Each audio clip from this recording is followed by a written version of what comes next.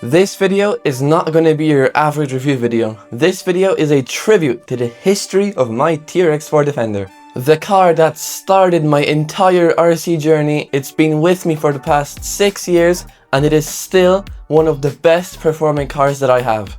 So without further ado, I'm going to bring you back to the year 2020 when all of this began. It is September 1st and I buy my first hobby grade RC car, the Traxxas TRX4 Defender. This is the first edition of the TRX4, so it is the OG Defender. And just look how happy I am. The smile on my face just shows everything about how much I anticipated to open up this car. At the time, this was technology at its finest. There was no better crawlers. Now there is some red cats and other stuff that perform better. But at the time this was the peak and I was so excited to drive it. My first test drive was at this random beach I found. There was some nice sand, some nice rocks and some other obstacles, and I have to say the car performed really well. At the time we were doing a little bit of digging in the back garden to install some new pipes, so I used this opportunity to have some fun with the Defender. I dug out this big long trench, filled it with water and then drove the TRX4 straight through this. You can see that I was really enjoying myself, but this was a huge mistake to do this because I will regret this later. After the last drive in the garden, I waited about a week because I wasn't able to drive the car during the week. Then I picked it up off the shelf and it was completely stuck. There was absolutely no movement in the car. Everything was completely rusty, all of the bearings, gears, the car was completely stuck. Me and my dad spent multiple days to clear all of the rust off using metal brushes, pliers, everything that we could, and we eventually did. All of the gears were completely clean, but we had to replace a lot of the bearings, which was really costly, especially just starting out, and I think that was a really big mistake to do this. After cleaning off all of the gears and replacing the bearings, I decided to go out into the garden again. This time, not to submerge the car entirely, but to build a scaled track. I set up bridges, sticks, logs, and had lots of fun driving it around. But anyway, the car was up and running again, and I decided to celebrate this with buying some new parts for it. First, I bought a light kit. I was really proud of this. I have lots of photos and videos from it. There was some lights on the bottom, there was a light bar, and some lights on the front and back, so everything that you could have thought of. I just think it was absolutely awesome. After installing the lights, I even got some scale upgrades. I got some boxes for the top, some metal chains, and some other scale accessories, stickers, and other things. For the next 4 years after this, I was driving it around, having fun. I also got some new cars in the meantime, but still the Defender was one of the best that I had.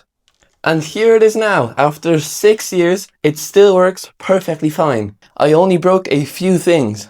I broke all 3 of the servos on the inside, so the 2 differential servos and then the 1 speed change servo.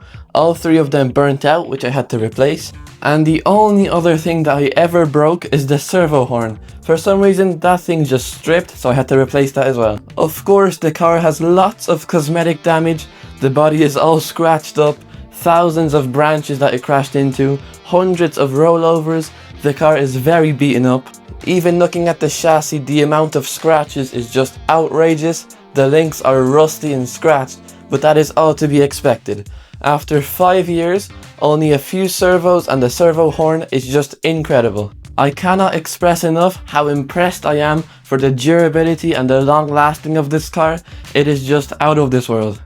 I did replace the wheels just because these look nicer.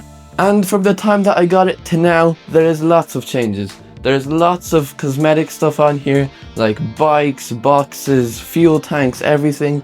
I've got the Traxxas winch on here, and just lots and lots of other accessories that I added in the meantime. And just overall, this is a very, very dependable car.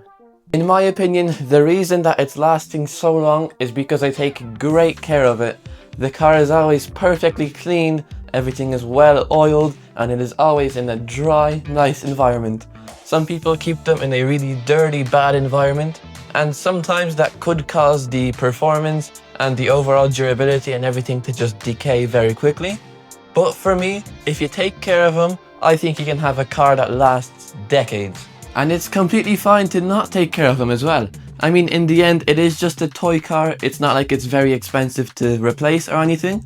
So you don't really have to do that, but if you want to have a good, well-performing car for a very long time, then that is kind of the standard that you'd have to keep up with. So just to conclude what I was saying, if you're looking for a ultra-reliable, good-looking and realistically driving crawler, then the TRX4 is a great option. I already know that the Defender is awesome, but there's also some other body styles like the TRX6 that I have over there. They also have a Bronco, and there's a few other ones as well. So it's up to what kind of style you want of the car, what brand and stuff. But the platform is really, really good. As you can see in this whole video, it is super reliable and I would definitely recommend it. For this video, that's all though. If you want to see more of me, I have a Patreon set up. There's a link in the description, you can go over there, and I have some extra clips, unedited videos, some extra photos and some updates. So just some other interesting things over there. So link to that is in the description, you can go check it out. And for now, that's all. Thank you guys so much for watching, and I'll see y'all next time.